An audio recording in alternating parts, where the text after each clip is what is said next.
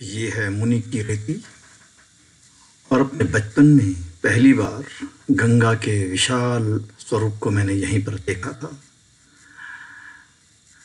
नदी पार कर स्टीमर में आप पहुंचते हैं स्वर्ग आश्रम और गीता भवन, दो प्रमुख स्थान जहां अभी भी देश भर के धार्मिक पर्यटक आते हैं। गंगा यहाँ से बड़ी शांत नजर आती है। ऋषिकेश से नीचे गंगा हरिद्वार की ओर जाती है और फिर गंगा में हमारे प्रदूषण के तत्व मिलकर के उसको इस प्रकार से नुकसान पहुंचा रहे हैं, ये एक चिंता का विषय है। पहाड़ों में अटखेलियां खेलती हुई और अपने सौंदर्य से सबको प्रभावित करती हुई जो नदियां मिलकर के गंगा बहती है, उसने मुझे बहुत आकर्षित किया। गंगा के प्रति इसी आकर्षण और श्रद्धा ने मुझे उसे घंटों तक निहारने का अवसर दिया, जिससे मैं आज अपनी एक छोटी सी यात्रा के बाद आपके साथ साझा कर रहा हूं। गंगा तुम बहती रहो। सतपुली से देवप्रयाग तक की दूरी करीबन 36 किलोमीटर की है। नयार नदी के किनारे बेहतरीन प्राकृतिक सौंदर्य का आनंद लेते हुए हम जाते हैं और देवप्रयाग से करीबन 15 किलोमीटर पहले ब्यास घाट पर एक बेहद ही अद्भुत और खूबसूरत नज़ारा देखने को मिलता है, जहाँ पर गंगा एक विशाल टर्न लेती हुई दिखाई देती है एक पहाड़ी के ओर। और ये अद्भुत नज़ारा शायद इस प्रकृति का एक विशेष उपहार है, यदि हम उसे समझने की कोशिश करें। ब्यास घाट पर गंगा का यह अद्भुत सौंदर्य कैमरे में कैद नहीं किया जा सकता। इसको देखने की और महसूस करने की ज़रूरत है और यहीं पर नयार गंगा में समाहित हो जाती है। देवप्रयाग में अलकनंदा और भागीरथी का संगम होता है और यहीं से दोनों नदियां मिलकर गंगा में परिवर्तित होती हैं, जो ऋषिकेश की तरफ प्रस्थान करती हैं। अलकनंदा अपनी पूरे शबाब में दिखाई देती है तो भागीरथी बहुत शांत दिखाई दे रही है। लेकिन जिन लोगों ने भागीरथी को उत्तरकाशी में देखा है, वे जानते हैं कि यह कितनी ऊर्जादायी नदी है। लेकिन टिहरी में एशिया के सबसे बड़े बांध में बंधने के कारण से आज भागीरथी की उस अप्रतिम ऊर्जा को एक प्रकार से रोक दिया गया है। और यही कारण है कि यहाँ पर संगम में जहाँ अलकनंदा बहुत तीव्र गति से आगे बढ़ती हुई दिखाई दे रही है, वहीं भागीरथी बिल्कुल शांत चित्त नजर आ रही है।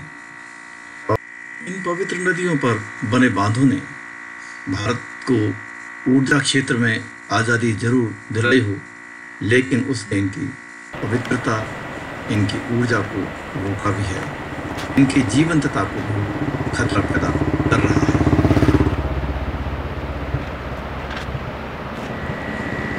अलकनंदा इस समय श्रीनगर के पास दिखाई दे रही है और श्रीनगर से पहले उसके ऊपर एक बांध बना है।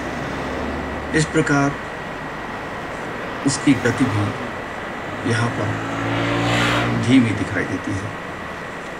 गंगा के ऊपर बन रहे बांधों और उत्तराखंड में विकास के नाम पर हो रहे पर्वतों के दोहन के पर्यावरण पर विशेष असर पड़ सकते हैं। इस प्रदेश की नदी घाटी संस्कृति को भी वो प्रभावित करता है, और इसीलिए यह आवश्यक है कि हम गंगा के प्रवाह को, उसके प्राकृतिक सौंदर्य को बनाए रखें। गंगा भारत के लोगों की श्रद्धा का प्रतीक तो है ही, लेकिन भारत को जीवन देने वाली नदी के तौर पर उसे माना जाता है। इसलिए पर्वतीय क्षेत्र में जहाँ गंगा एक जीवन संस्कृति है, उसे किसी को भी उसके साथ खिलवाड़ करने की अनुमति नहीं दी जानी चाहिए।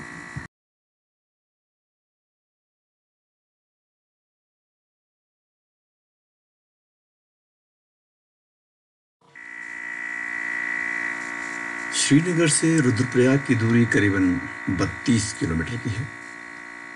रुद्रप्रयाग एक प्रमुख प्रयाग है जहाँ पर मंदाकिनी नदी अलकनंदा नदी में मिल करके अलकनंदा के रूप में श्रीनगर की ओर प्रस्थान करती है। रुद्रप्रयाग के संगम पर दोनों नदियों के अप्रतिम सौंदर्य का आनंद लिया जा सकता है। यह भी बताता है कि यदि नदियों को उनके प्राकृतिक रूप में ही रहने दिया जाए तो वो हमारे जीवन को कितना सुकून और शांति प्रदान करती है।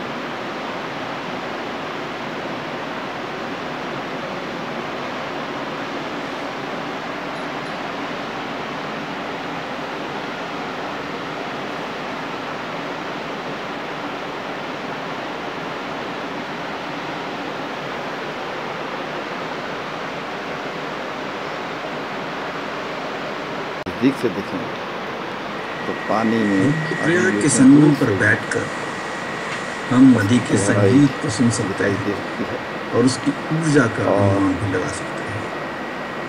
पानी इतना स्वच्छ नीचे के और पत्थर भी साफ है। गहरी नदी के नीचे कितने पत्थर हैं वो साफ दिखाई देते हैं।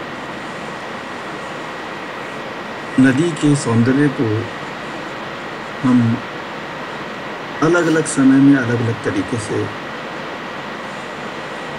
देख सकते हैं। रात्रि के समय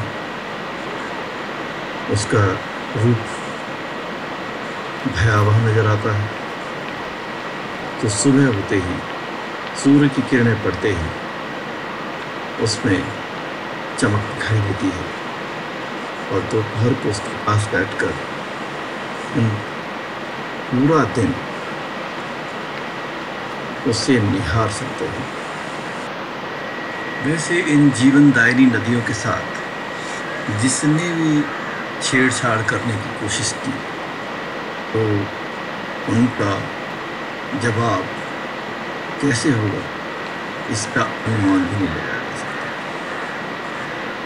इतनी ऊर्जावान नदियाँ हमारी संस्कृति की जीवंतता का भी प्रतीक है, और इसलिए यह आवश्यक है कि हम इनके सौंदर्य को, इनकी ऊर्जा को बचा के रखें, ताकि ये बदले में समाज को और ऐसी ही ऊर्जा और सौंदर्य देते हैं।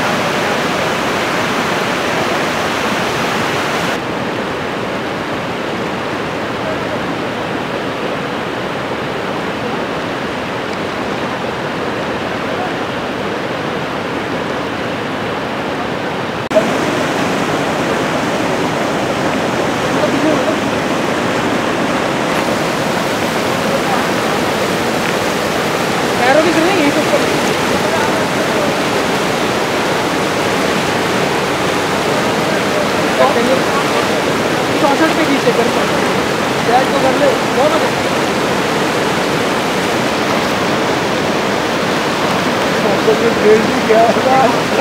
जगह पोर्ट्रेट हो जाते पोर्ट्रेट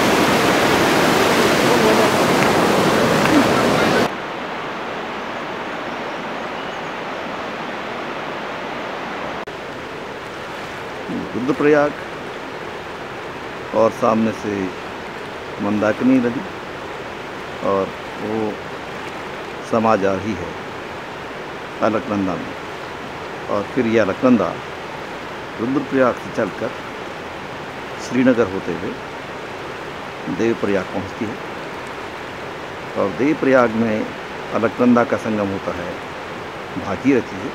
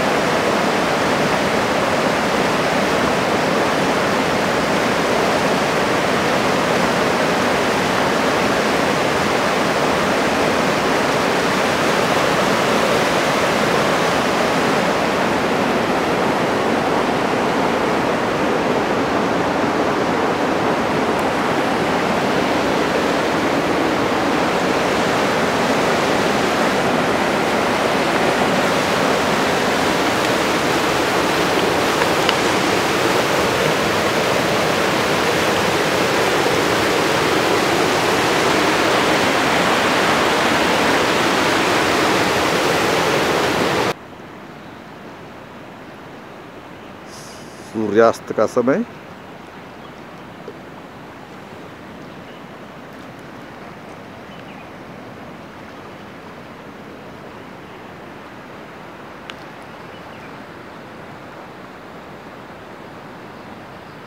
और बिल्कुल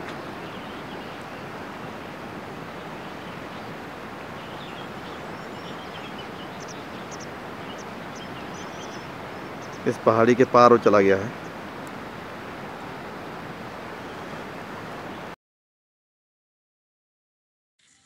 रुद्रप्रयाग में मंदाकिनी और अलकनंदा दोनों ही अपनी प्राकृतिक सौंदर्य से सबको प्रभावित करती हैं। अलकनंदा पहाड़ियों से घूमते हुए चट्टानों के बीच से जिस प्रकार से रुद्रप्रयाग में आती है, उसका वर्णन करना भी असंभव है। और यहाँ पर मैं यही कह सकता हूँ कि गौमुख से और अन्य ग्लेशियर से जब ये नदियाँ चलती होंगी तो उत्तराखंड की विभिन्न पहाड़ियों, घाटियों और अन्य स्थानों से जिस प्रकार से वे प्रवेश करती हैं, उनके बारे में सोचा भी नहीं जा सकता। प्रकृति का वह सौंदर्य अवर्णनीय और उसको किसी कैमरे में भी कैद नहीं किया जा सकता। ये बात मैं बार बार कह रहा हूँ और इसीलिए कोटेश्वर महादेव का मंदिर जो रुद्रप्रयाग के संगम से 5 किलोमीटर की दूरी पर है, उसे देखकर हम ये अंदाज लगा सकते हैं कि कैसे ये नदियाँ हिमनद से विभिन्न घाटियों और पहाड़ियों से होते हुए चट्टानों को पार करते हुए शहरों की तरफ आती हैं। और कोटेश्वर में ये माना जाता है कि अलकनंदा का पानी चट्टानों पर टकराता है और वापस मुड़ करके यू टर्न लेते हुए दोबारा से फिर निकलता है। यहाँ पर धार्मिक मान्यताओं के अनुसार सावन के महीने में अलकनंदा का ये पानी कोटेश्वर महादेव के शिवलिंग को स्पर्श करते हुए वापस जाता है। पहाड़ों में अधिकांश मंदिर गुफाओं और पहाड़ों की चोटियों पर बने हुए हैं और यही कारण है कि लोग इन मंदिरों को इनकी विशालता के तौर पे नहीं आंकते हैं, बल्कि इनके महात्म्य के तौर पे और इनकी रहस्य के तौर पे उनका ज़्यादा सम्मान होता है। पिछले कुछ वर्षों में इन स्थलों को भी जो है नवीनीकरण और निर्माण करके उनको बड़ा बना के उनमें विभिन्न प्रकार की मूर्तियों को, अन्य देवी देवताओं की मूर्तियों को लगा करके उसको सभी प्रकार के लोगों को आकर्षित करने का एक नया प्रचलन चला है। क्योंकि पर्यटन और धर्म दोनों का मिश्रण कर एक नया प्रकार का व्यापार भी अब प्रचलन में आया है। हालांकि जो प्राचीन रहस्यों को मानते हैं, उनका इन नए प्रकार के प्रचलन से कोई लेना देना नहीं है। अभी भी ये बताया जाता है कि बहुत सी गुफाओं में लोग रहते हैं, तपस्या करते हैं, एकांतवास में रहते हैं। लेकिन अगर अलकनंदा के सौंदर्य को यहाँ पर देखकर हम आनंद लेना चाहते हैं, तो हमें इसे वास्तव में वहीं पर आकर बैठकर देखना पड़ेगा। शायद हमारे कैमरे में उतनी शक्ति नहीं है कि ये आपको उसके आकर्षण से परिचित करा सके।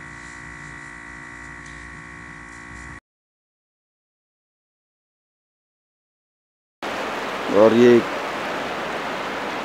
पानी उधर से आते हुए वापस एक बार फिर घूम रहा है, जिसको बोल सकते हैं कि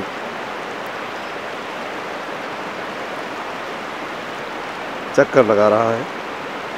और that is the unique feature here. बड़ी चट्टानें भी हैं और इन चट्टानों से वहाँ से पानी आते हुए इधर से आप देख सकते हैं कि वापस इस तरफ चक्कर लगा रहा है। दैट इज़ ए बहुत सारा पानी सीधे निकल रहा है, बहुत सारा पानी इस तरफ।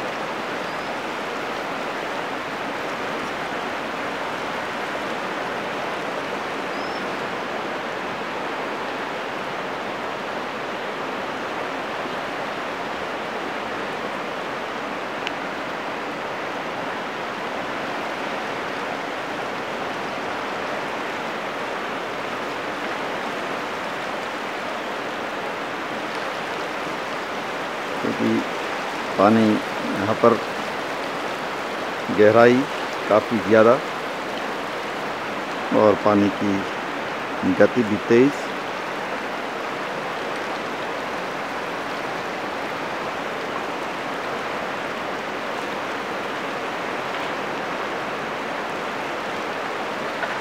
This is a unique feature. Water is taking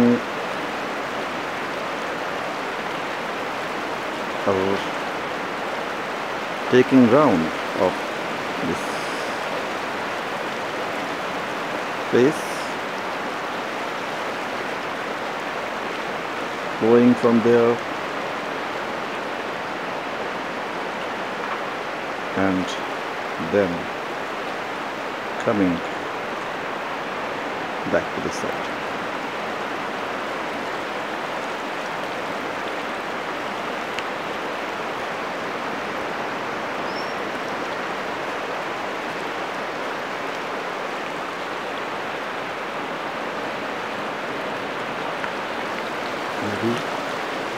अब ये भी दिखाई दे रहा है।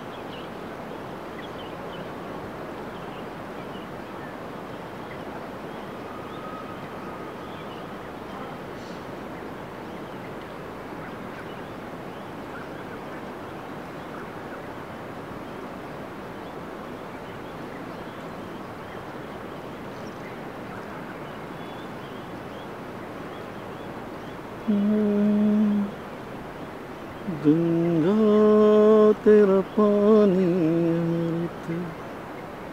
अमृत बहता जा।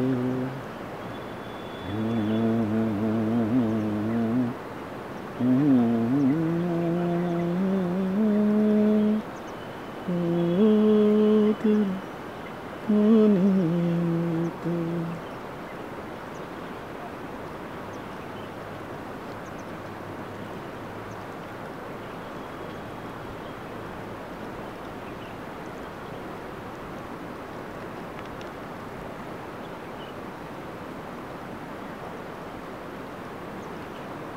और इस प्रकार से दूर सूरज पहाड़ियों के पीछे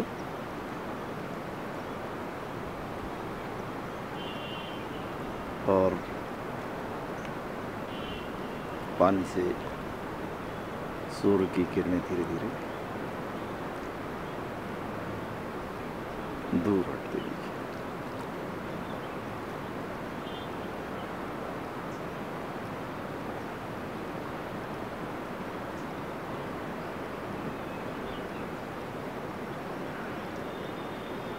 लालिमा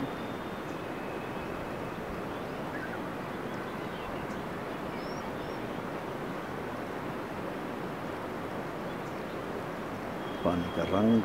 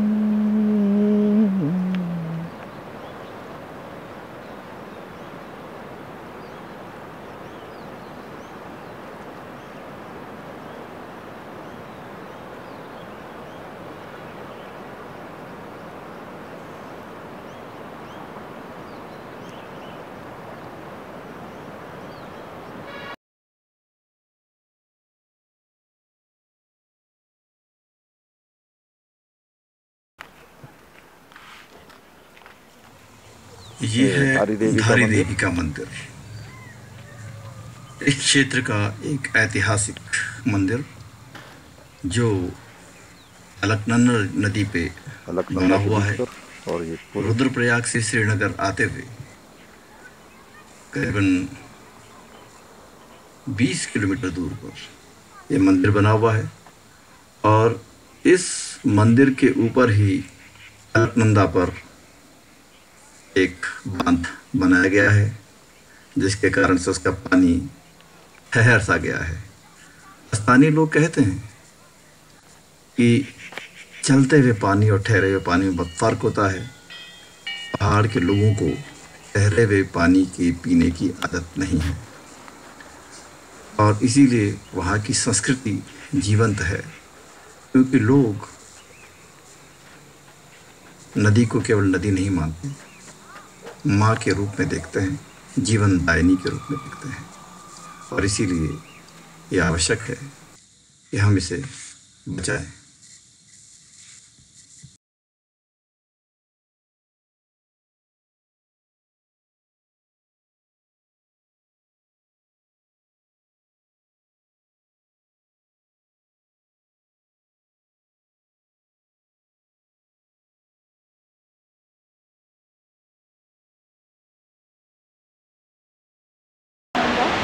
बेहतरीन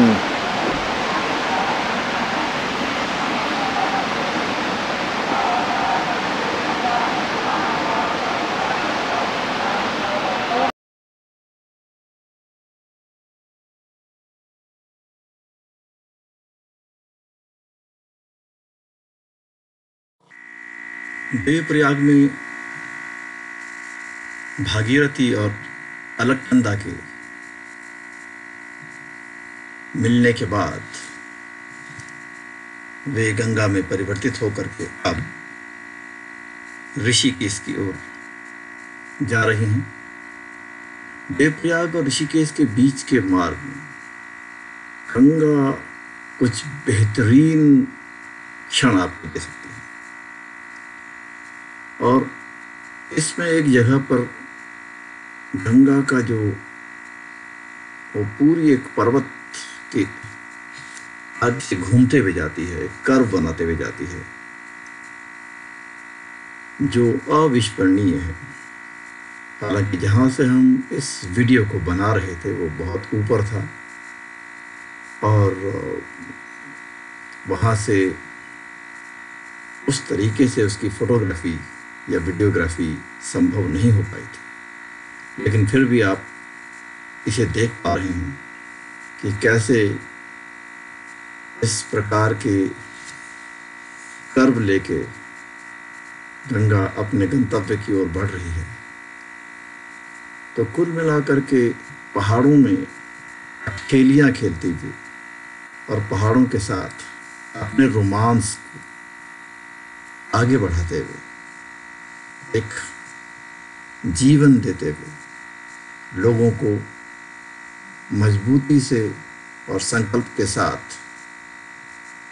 अपने मार्ग से विचलित न होने का संदेश देते हुए गंगा चलती है और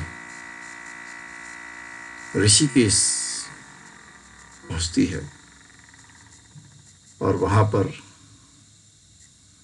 शहरी क्षेत्र और मैदानी क्षेत्र होने के कारण से उस पर लोग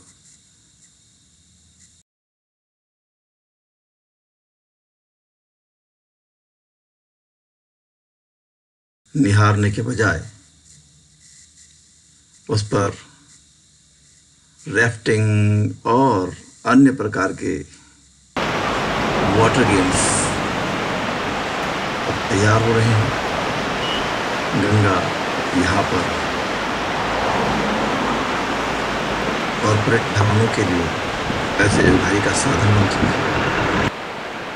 धर्म और कॉरपोरेट के घालमेल से अब उसके अप्रतिम प्राकृतिक सौंदर्य को चुनौती दी जा रही है। उसको भी संसाधन माना जा रहा है जिसमें बड़ी बड़ी हस्तियां अपनी कमाई ढूंढ रही हैं। गंगा की जिन धाराओं को हमने उत्तराखंड में देखा, जिसकी खूबसूरती को हम ऋषिकेश तक निहारते हैं और देखते हैं, और ऋषिकेश से आगे बढ़ने पर हरिद्वार से नीचे जैसे ही जाती है, उस पे उद्योगों का कचरा आता है, लोग उसमें स्नान करते हैं और कई जगह पर उसमें शहरों की गंदगियाँ भी जाई जाती हैं। सरकार कहती है हम प्रयास कर रहे हैं, लेकिन ये प्रयास जनता के सामूहिक प्रयास होने चाहिए और तभी ये जीवनदायिनी हमको जीवन दे पाएगी। क्योंकि इन जीवंत नदियों के साथ जिसने भी खिलवाड़ करने की कोशिश की तो उसके नतीजे बहुत भयावह होंगे। एक समाज अपनी संस्कृति से टूट सकता है और एक नदी तबाही बन करके देश पे महान विपत्ति ला सकती है। गंगा की इस धारा को निरंतर बहने दो, उसको रोकने का प्रयास न करो।